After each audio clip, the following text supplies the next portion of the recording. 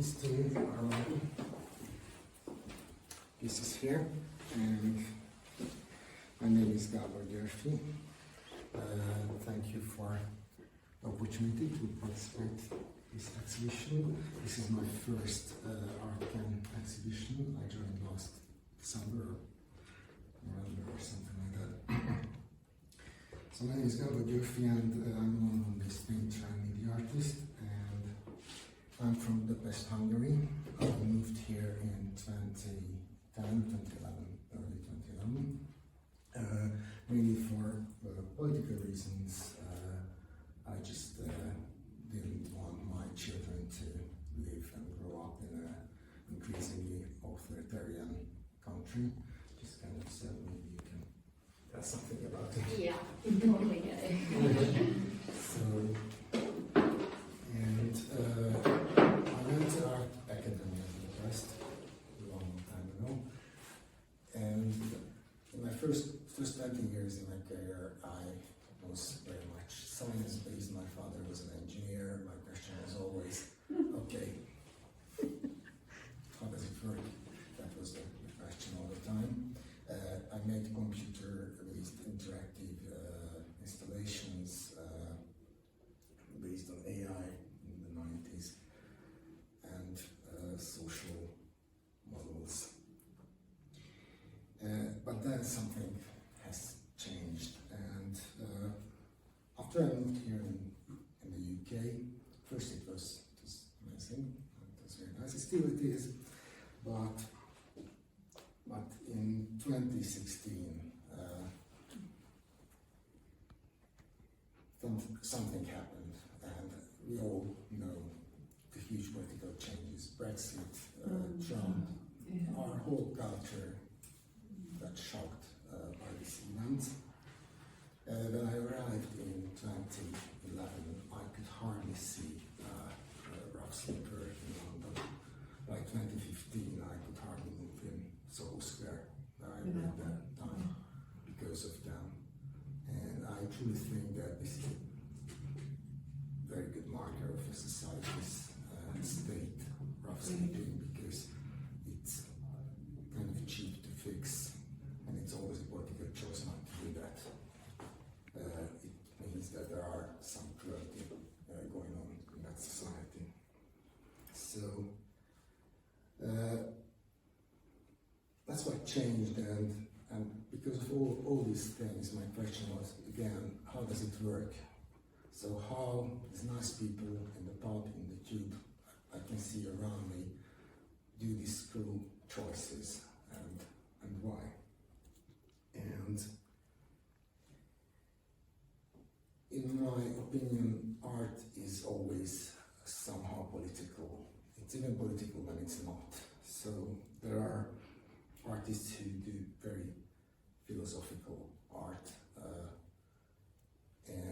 but this is a kind of choice to make a bubble and keep things outside. It's the same when art is very personal. Sometimes it's just more important what is not visible on the picture or any kind of piece. So I did a lot of thinking, and I was thinking about what is the impact on art, what just happened. And I came to the conclusion that somehow the age of fluxuses is over, in a way. So we can't be subtle anymore, we can't be abstract anymore. And somehow try to find. So artists can no longer see society as a continuous climbing upward because you are crawling or rather free-falling backward or down. Anomalies are not only the relics of past anymore. Artists can no longer just change the context of a few objects in a gallery and gently nudge people to reflect. It can come back, so I still think it's very valuable, but somehow, maybe temporarily, it doesn't work for me in art anymore, really. And we got back somehow in the 19th century, in my opinion, and we could do what artists did that time, to focus on the exploitation and cruelty. And this is a wide tradition. It stretches from Couter to Otto Dix, from Degas and Manet to Gabor Gyorfi in Germany, or Toulouse-Lautrec, from Toulouse-Lautrec to Bertolt Brecht, or there are endless examples. So I started to work, and for me, drawing is always the starting point. So I started to draw all these people around me and try to figure out the story behind it, what they are thinking. And of course, I'm a psychic, so I don't really know what they are. So I made up the stories.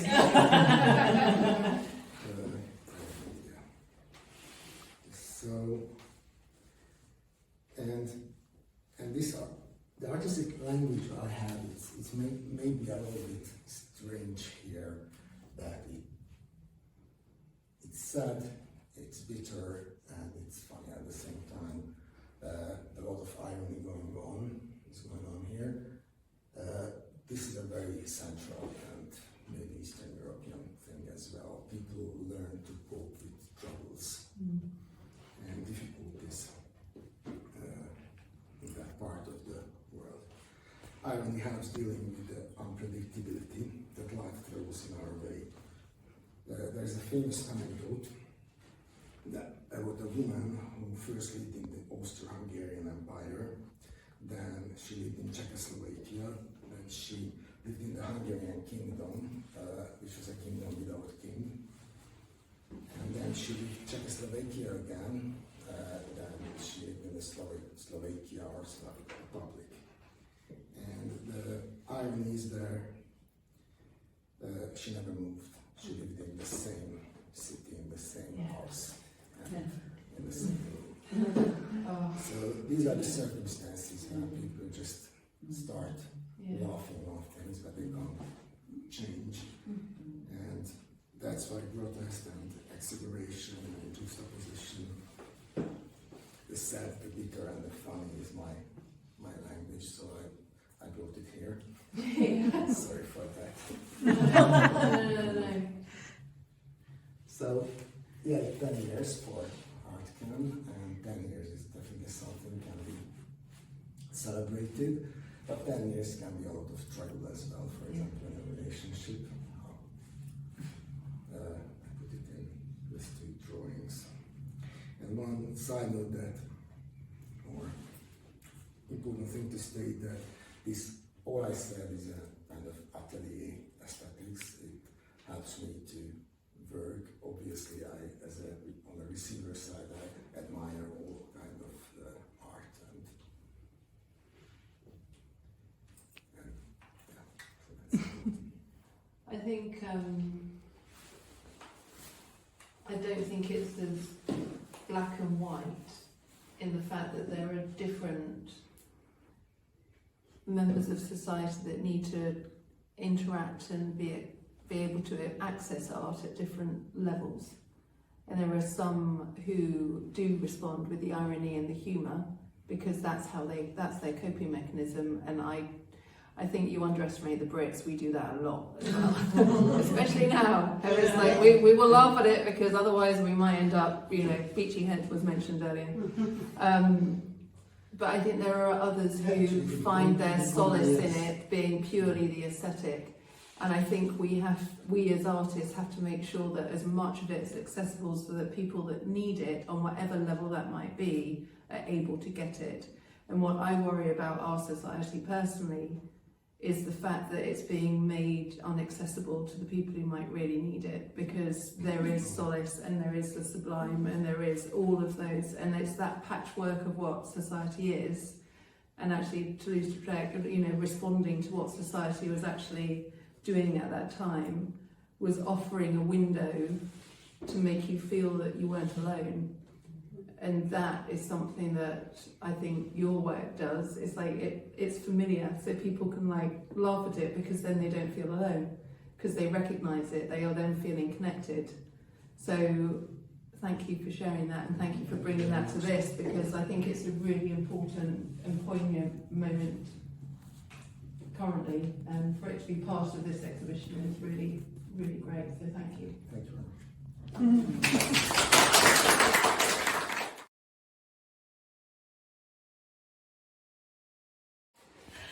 Oh, hi everyone, and thank you for coming. I'm Couter. This is my piece in the ArtCan 10 by 10 exhibition on the theme of anniversary. And this piece is called Equinox, because it's kind of, if you can see this, like half dark and half lighter. Specifically spring equinox, because it's travelling from dark to light, which is significant if you work in cyanotype, because more light means more cyanotypes, because I work outside using natural light, and it's just a lot easier when the days are nice and bright and hot, when you get lovely deep dark blues very quickly without trying very hard. So I've previously talked about the cyanotype process at length, and you can find it on ArtCan. Basically, you create a photosensitive surface and you work on it. You can either use photographic negatives, and there's a beautiful example of that over there by Anna Walsh. She's got a beautiful cyanotype of swans just over there. Underneath Hannah Pratt previously there. it did, but it's just one right here. You can go and have a look at that.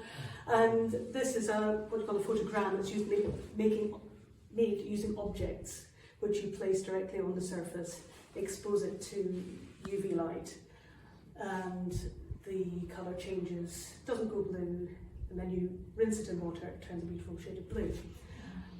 Where I'm going with this one, and where I'm trying to find this prop to show you, is this piece, this side which is paler. The whole piece started off dark, like this side, and it became paler because I washed it back. So that's washed back just using household washing soda in solution, and rinsed in that, and then rinsed in clear water, so you get a clearer image. It picks, washing it back really picks out detail as well. This side is really nice and detailed. And washing pieces back allows you to change the colour completely, if you so wish. This piece is still blue. I washed this piece back quite a lot further, which is a vaguely sort of sea-harry type picture, because there's a lot of fog around about where I am. But this I washed right back, and then I toned it with coffee. And it's all, don't ask me to explain the chemistry, because we have scientists here. I'm an artist, well, I couldn't begin to explain it to you, but the magic happens when you apply coffee to it, so that it turns this lovely colour.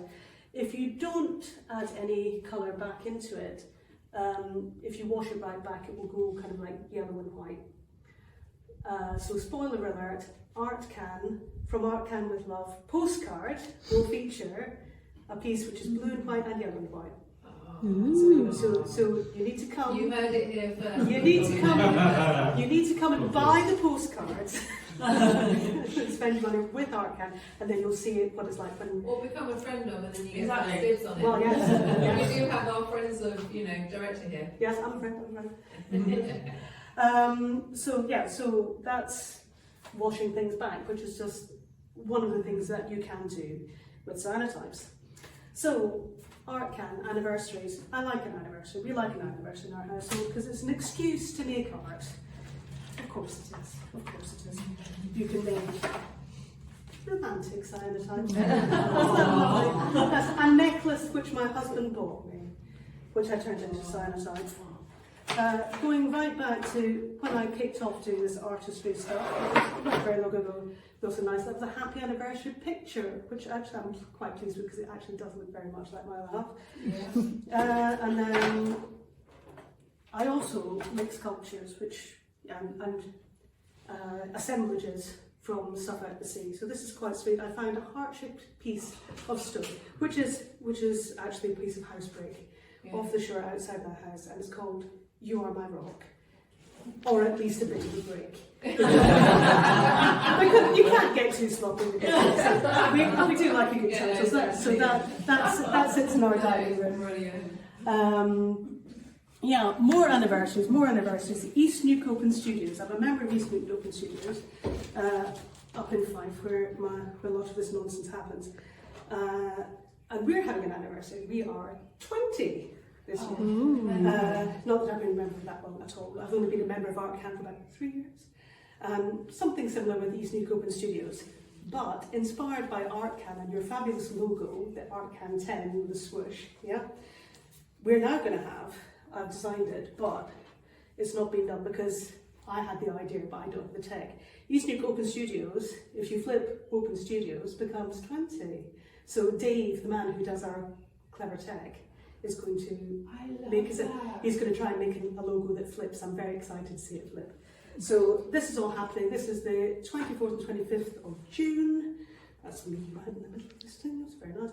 And also the 1st and 2nd of July. I'm not going to be there for the July weekend, but I will be there for the June weekend. And yes, other things I do. I also make wearable sculptures, so you can wear this. This is a nice little necklace.